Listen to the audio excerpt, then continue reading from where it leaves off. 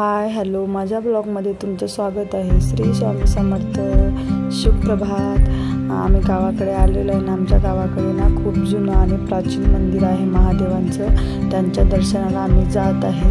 तुम्ही बघू शकता बाहेरून एवढं सुंदर मंदिर आहे नाही, आतमध्ये पण तेवढंच सुंदर मंदिर आणि खूप प्रसिद्ध मंदिर आहे। खूप जुनं मंदिर आहे। बघू शकता तुम्ही किती दरवाजे, किती मोठे मोठे खांब आणि दरवाजा वगैरे आहे।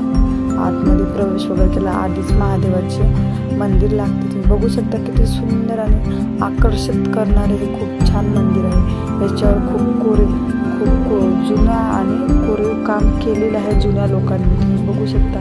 आणि हे इथं महादेवाची मूर्ती आहे आणि यांना वरती जायला पण ते बुवार वगैरे म्हणतात ना, ते आहे आतमध्ये, वरती पण जाता येतो।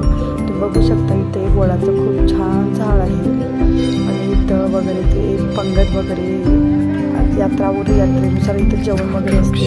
इथं जेवणाच्या पंक्ती वगैरे बसतात। खूप छान मंदिर आहे आणि बघू शकता वडाचं झाड वगैरे पण आहे। इथं शिवपुराण वगैरे कथा वगैरे होतात, इथं कथा वगैरे होतात। आणि त्यानंतर आतमध्ये तुम्ही बघू शकता हे खांब, खूप जुना खांब आहे हा, किती सुंदर खांब आहे हा। त्याच्यानंतर आतमध्ये गेलो की पहिल्याच ठिकाणी गजानन महाराज इथे येऊन गेलेला आहे। शेगावचे संत सद्गुरू गजानन महाराजांचं ठिकाण आहे, ते येऊन गेलेलं आहे। आतमध्ये जाताना तुम्ही बघू शकता आतमध्ये दर्शन झालं, आधीच नंदीचं दर्शन वगैरे होते।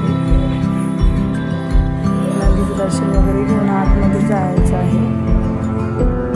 बघू शकता तुम्ही मंदिराच्या बाहेर पण किती सुंदर आहे। गणपतीचे दर्शन वगैरे होते आणि बघू शकता किती मोठे मोठे खांब वगैरे, दरवाजे वगैरे। जुनं मंदिर आहे, ते जुनं बांधकाम झालेलं आहे, तर नवीन बांधकाम काही झालेलं नाही। आणि इथं शिवपुराण कथा आणि पोथी वगैरे म्हणतात ते आहे इथं, बघू शकता। खूप छान मंदिर आहे।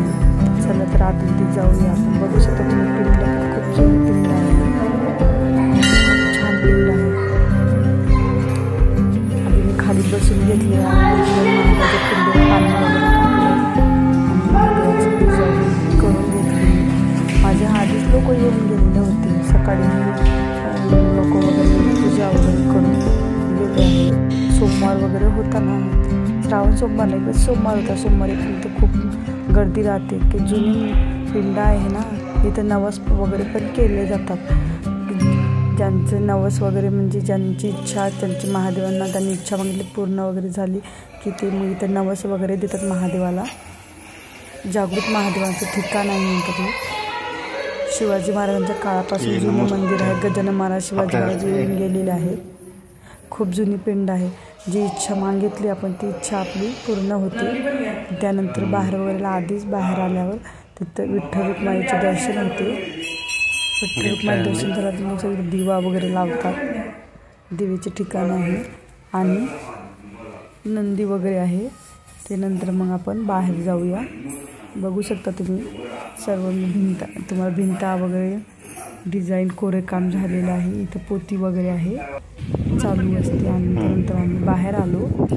बघू शकता महादेवाचं मंदिर खूप उंच मंदिर आहे। इथं शिखर काट्या वगैरे लागतात आणि यात्रा पण असते एप्रिल महिन्यात। एप्रिल महिन्यात उन्हाळ्यात त्याची यात्रा असते। महादेवाची खूप गर्दी असते इथं, दूरदूरचे लोक दर्शनाला येतात इथं। बघू शकता किती पाणी पिण्याची टाकी वगैरे सर्व सुविधा वगैरे आहेत। तुळस आहे इथं, तुळशीचे लग्न वगैरे लागतात। आणि हे रामाचं मंदिर आहे। रामाचं मंदिर तुम्हाला आतमध्ये दाखवतेच मी, त्याच्या आधी बघू शकता तुम्ही हे गाईचं मंदिर आहे। तर गाईची वगैरे पूजा वगैरे करतात। पूजा वगैरे झाल्यानंतर इथं बघू शकता तुम्ही लहान मुलं खेळत वगैरे आहेत, खेळायला पण मोकळं आहे। आणि आधी नंतर मग गणपतीचे दर्शन वगैरे घ्यायला जाऊ। एका बाजूला गणपतीची मूर्ती आहे, मूर्ती पण जुनी आहे, पण आता गणपती बाप्पा बसलेले वगैरे आहेत। त्याच्यानुसार इथं कळस वगैरे पण मांडलेले आहे। इथं रोज आरती वगैरे आणि पूजा वगैरे होते। इथं महादेवांचं जुनं मूर्ती वगैरे आहे। त्याच्यानंतर आपण जाऊया आतमध्ये। इथं पण खूप इथं नागेश्वरांचं जुनं मंदिर आहे शेतामध्ये. चला तुम्हाला दाखवते.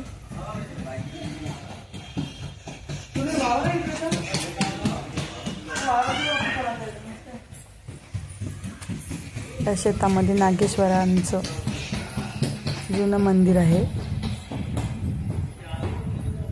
बघू शेतामध्ये पराठी वगैरे आहे. इथं पण खूप गर्दी असते दर्शनाला. पराठी वगैरे लावलेली आहे गावाकडे आता. आणि हे जगदंबा मातेचं मंदिर आहे, पण खूप जुनं मंदिर आहे. इथं नवरात्रात पूजा वगैरे हवन वगैरे असतात. हे मंदिर बंदच असते, फक्त पुजाऱ्यांना जायना त्यांना पुजारीच वगैरे जातात आणि स्वच्छ वगैरे करून मंदिर परत बंद करतात. लोक बाहेरूनच पूजा वगैरे करतात. दुसऱ्या मूर्ती वगैरे आतमध्ये पण बंद आहे, आपण जाऊ शकत नाही आहे. आपल्याला आतमध्ये जायला कोणालाच प्रवेश नाही आहे. त्याच्यानंतर हे रामाचं मंदिर आहे. इथं राम लक्ष्मण येऊन गेलेले आहेत. तिथं पण खूप जुनं मंदिर आणि खूप छान मंदिर आहे. शांत वातावरण आहे. इथं खूप छान मंदिर आहे. बघू शकता तुम्ही. इथं पण गर्दी आहे. बरेच लोक दर्शनाला वगैरे आलेले आहेत. राम लक्ष्मण वनात चालले होते तेव्हा इथे येऊन राहिलेले आहेत म्हणून यांचं मंदिर इथं बांधलेलं आहे. इथं पण सर्व सुविधा फॅन वगैरे लावले आहेत. बरेच लोक इथं येऊन जेवण वगैरे पण असते. इथं जेवण वगैरे करून जातात. हे पण मंदिर बंदच असते तिथे म्हणून लोक बाहेरूनच पूजा वगैरे करतात. आतमध्ये जाण्यात बघा किती छान कपडे घातलेले. आतमध्ये प्रवेश करता येत नाही आहे म्हणून आपण बाहेरूनच दाखवत आहे. बघू शकता हे महादेवाचं मंदिर आहे. छान काम झालेलं आहे. शिखर काट्या वगैरे लागत असतात.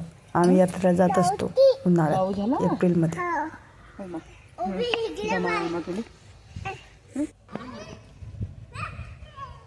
रामाच्या मंदिरावर पण तसंच महादेवाच्या मंदिरावर कोरकाम केलेलं आहे. रामांच्या मंदिरावर पण कोरलेलं काम आहे.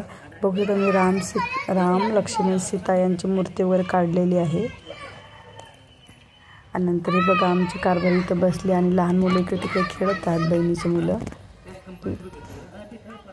सीतेची मूर्ती आहे, रामाची मूर्ती आहे आधी वगैरे.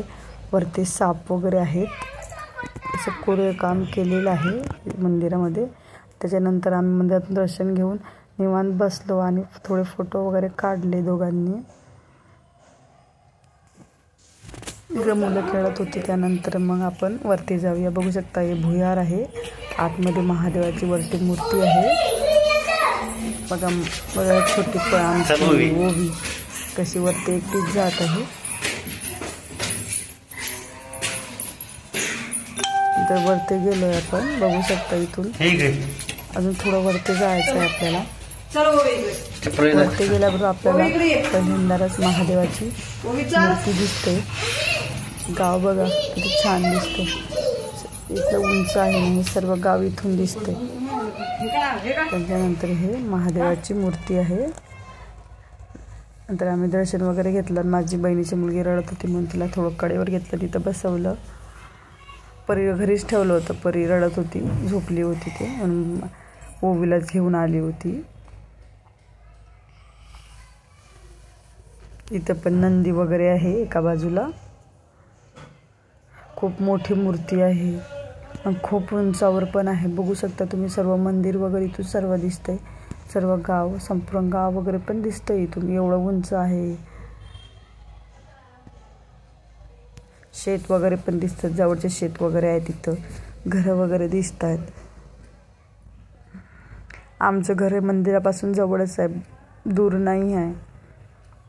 आम्ही गावाकडे आले की येतो दर्शनाला. इथं बरेच लोक दर्शनात दुरून दुरून दर्शनाला येतात. खामगाव तालुक्यातील किनी महादेव इथे एक महादेवाचं प्राचीन मंदिर आहे. तुम्हाला मी या व्हिडिओमध्ये दाखवलेच आहे. नक्की या मंदिराला भेट द्या आणि माझ्या व्हिडिओला लाईक आणि सबस्क्राईब करा. चला मग भेटूया पुढे नेक्स्ट व्हिडिओमध्ये.